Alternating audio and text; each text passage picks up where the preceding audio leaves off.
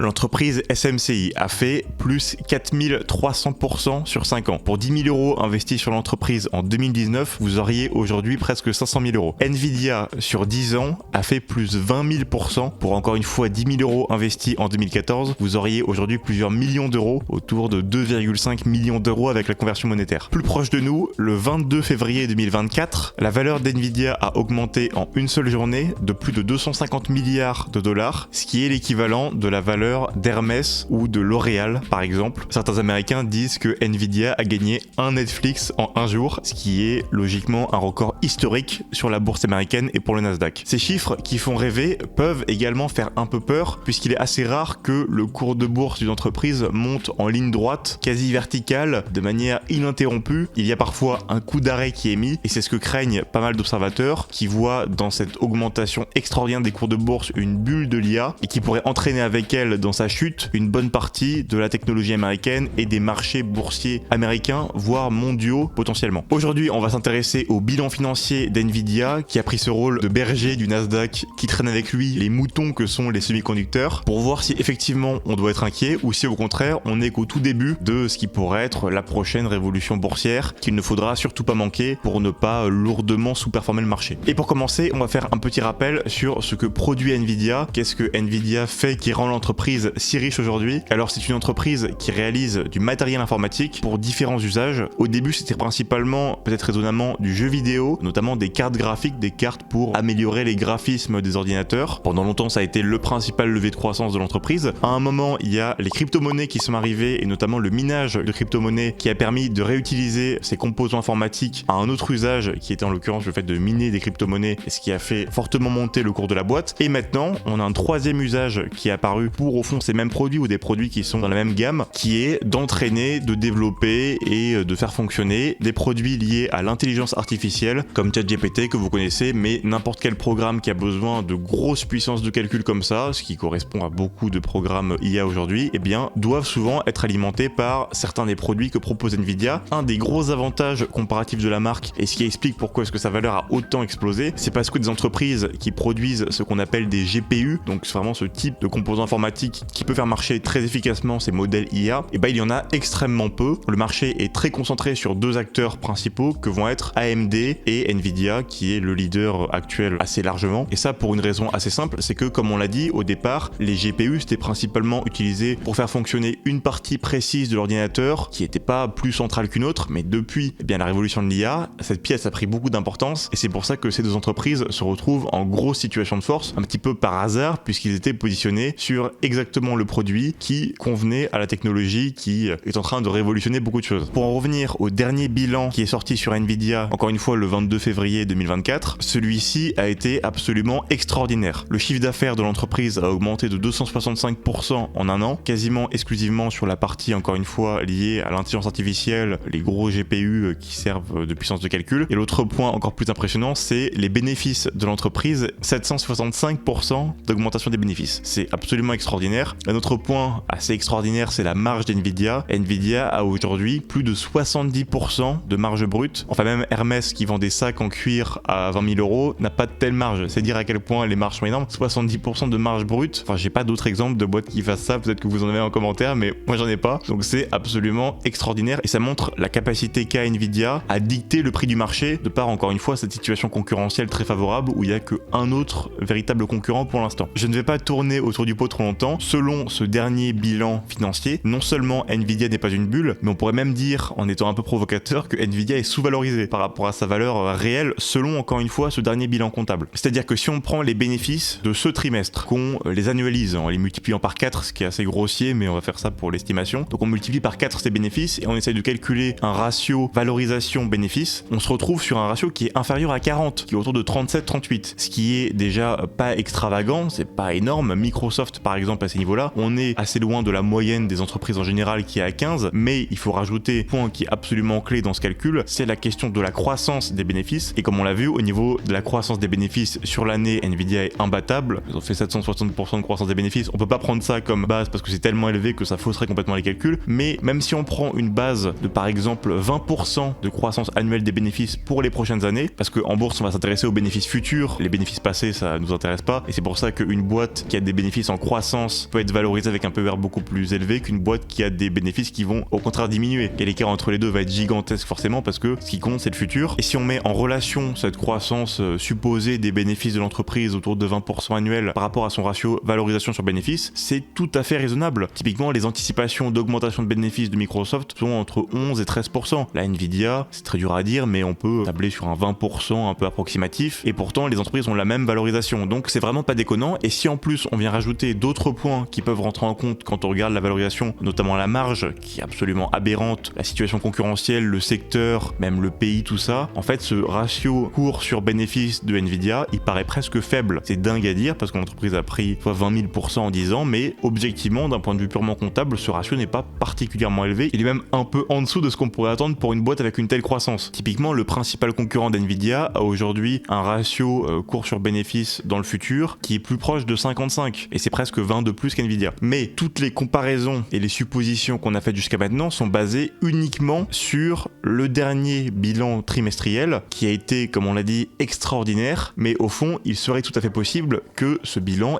soit un très très bon bilan, mais qu'ensuite l'entreprise revienne à des niveaux de bénéfices et de production et de demande qui soient plus normales. Par exemple, si certains de ces gros clients ont beaucoup acheté sur le dernier trimestre, mais c'est bon, ils ont fait leur stock, ils ont suffisamment de matériel pour pouvoir mener leur projet à bien, et donc ils n'ont plus besoin de commander dans de telles proportions. Ça serait une possibilité. Autre possibilité, un autre fabricant de semi-conducteurs pourrait sortir un produit concurrent encore plus révolutionnaire ou tout aussi intéressant qui forcerait les prix assez largement à la baisse, et donc Nvidia ne pourrait pas continuer à avoir des marges aussi fortes et à faire autant de bénéfices. Tous ces scénarios sont tout à fait crédibles et probables, mais la question c'est quand est-ce que ce genre d'événement arrivera, parce qu'il ne peut y avoir aucun de ces événements pour encore tous les trimestres de 2024, c'est possible, et au contraire ça peut arriver la semaine prochaine. Dans les bilans financiers, il n'y a pas la réponse à cette question, et si c'était un trimestre extraordinaire, eh bien toute l'analyse qu'on a fait avant ne tient plus, et l'entreprise est effectivement dans une situation de bulle. Pour essayer de trouver une réponse à cette question, on peut aller voir au niveau des déclarations du CEO. Bon, le CEO va être extrêmement confiant, mais comme beaucoup de CEO, donc c'est assez dur de forcément savoir s'il dit vrai ou s'il dit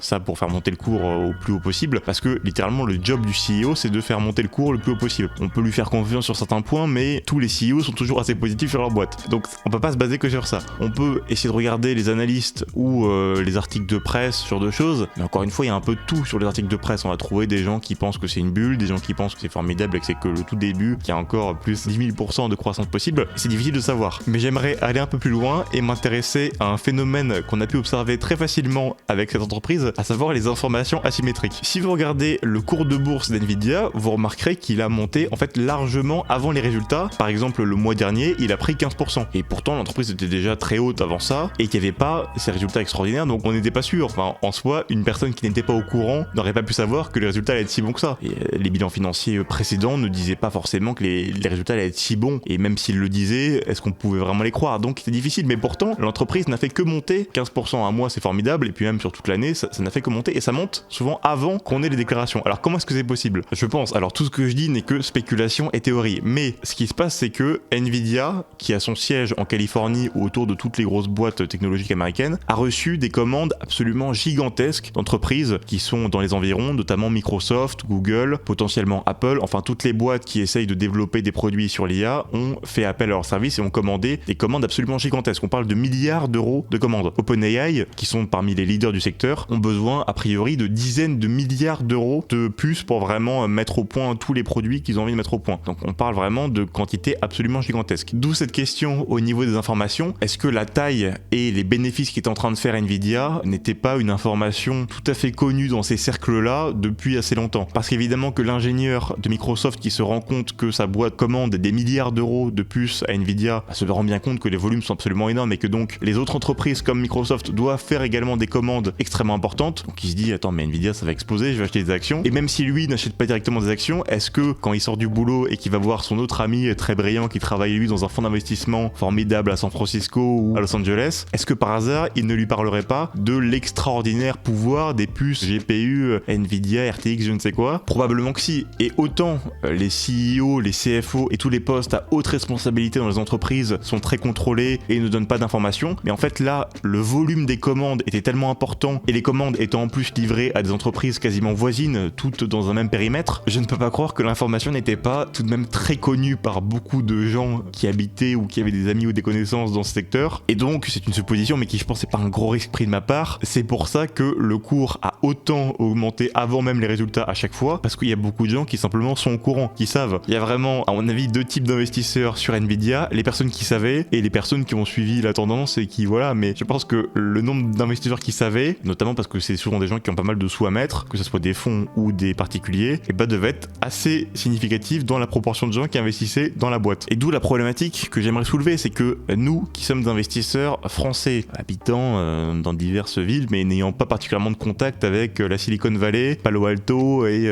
la Californie, eh bien, c'est quand même beaucoup plus compliqué pour nous d'investir parce que si un jour un concurrent met au point quelque chose de formidable, on sera les derniers à le savoir. Si un jour les commandes baissent, on sera le dernier à le savoir. Et donc, ça rend l'investissement dans ce genre de secteur assez compliqué. Et il faut donc forcément le prendre avec beaucoup plus de prudence que quelqu'un qui sait. C'est évident ce que je dis, mais je suis content de le rappeler. Nous, ce qu'on peut faire en tant qu'investisseur francophone lambda comme analyse au niveau d'Nvidia, ça ne va rester que du jeu de fléchettes. Je peux vous donner mon opinion par rapport aux personnes qui savent, c'est de la fléchette ce que je fais. Je ne suis pas dans l'entreprise, c'est très très compliqué de savoir. Donc, parce qu'il y a quand même des solutions. Comment est-ce qu'on peut investir sur l'IA et sur les semi-conducteurs sans prendre trop de risques, parce qu'on sait bien qu'on sera les derniers informés si jamais il y a un problème, et donc on n'a pas envie dans ces conditions-là de trop s'exposer parce que ça devient trop du pari, trop jouer sur la chance, et on peut avoir de la chance mais on peut aussi ne pas en avoir et perdre une bonne partie de ses économies parce que pas de chance, c'est jamais très agréable. Donc écoutez, on va revenir sur la thématique de la dernière vidéo, à savoir le Nasdaq 100, c'est pas de ma faute mais c'est comme ça. Quand vous regardez la composition du Nasdaq 100, donc forcément vous avez Nvidia qui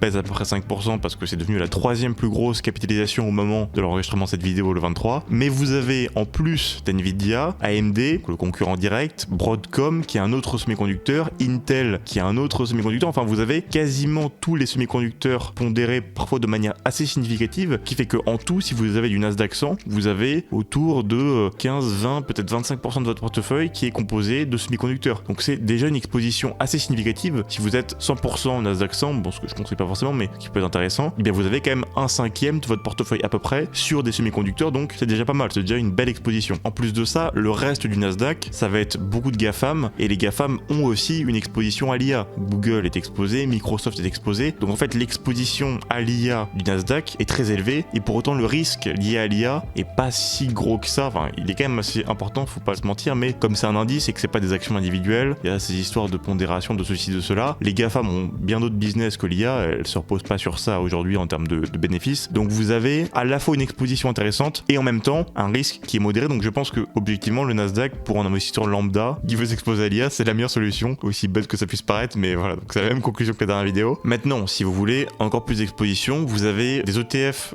semi-conducteurs qui sont assez sympas, notamment Vanek, c'est une marque d'ETF, bon je ne suis pas sponsorisé, mais j'ai vu que les actifs sous gestion d'un ETF semi-conducteur américain étaient gigantesques, c'était quelque chose comme 78 milliards d'actifs sous gestion pour un ETF semi-conducteur très précisément, ça montre qu'il y a une demande énorme, donc je pense que ça doit être un produit d'assez bonne qualité, donc pourquoi pas aller sur ça, mais il faut bien comprendre que ce genre d'ETF a quand même un risque assez conséquent. S'il y a une guerre à Taïwan, s'il y a des problèmes dans la chaîne d'approvisionnement, ça peut être catastrophique, donc c'est pas non plus quelque chose que vous avez envie de prendre à 100% de votre portefeuille, c'est pour ça que le Nasdaq est une bonne alternative. Et alors on va rentrer dans la partie jeter de fléchettes. En tant que joueur de fléchettes, on va faire un peu des petites prévisions. Je ne crois pas du tout en une bulle de l'IA. Si je devais être un peu tatillon, je dirais que parmi certaines boîtes qui suivent un peu aveuglément Nvidia parce que c'est des semi-conducteurs aussi, j'ai peur que certaines soient un peu, oui c'est des semi-conducteurs mais c'est pas pour autant qu'elles vont voir leur revenu multiplié par 7, donc j'ai peur que certaines boîtes qui comme ça qui montent parce que Nvidia monte se prennent un peu des tôles, c'est le plus gros risque. Mais à part ça, mon avis sur Nvidia c'est que je vais faire confiance pour une fois au CEO qui dit que la demande est très importante, donc on va un peu lui faire confiance et considérer que les prochains trimestres devraient être plutôt bons et donc la valeur devrait continuer à augmenter ou au pire à se stabiliser. Mais je vois pas pourquoi est-ce que maintenant il y aurait une explosion de bulles alors que objectivement les résultats ont été extraordinaires et que le prochain trimestre sera probablement aussi assez bon. Moi à titre personnel j'ai pris un peu d'Nvidia plutôt sur le court terme parce que j'ai l'impression que actuellement il y a tellement peu de leviers baissiers sur l'entreprise que je pense qu'à court terme j'ai assez espoir. Alors c'est vraiment un pari d'idiot mais je ne recommande pas de faire ça, mais voilà, je vous le dis, moi à titre personnel j'en ai pris un peu pour rentrer dans le train, mais voilà, faites attention, si vous achetez un peu ça pour le pari, gardez bien en tête qu'il faut que ça soit une petite partie de votre capital et pas une proportion gigantesque, et prenez ça comme tel, c'est-à-dire une sorte de pari. Voilà, j'espère que vous avez aimé la vidéo, à la prochaine, bye bye.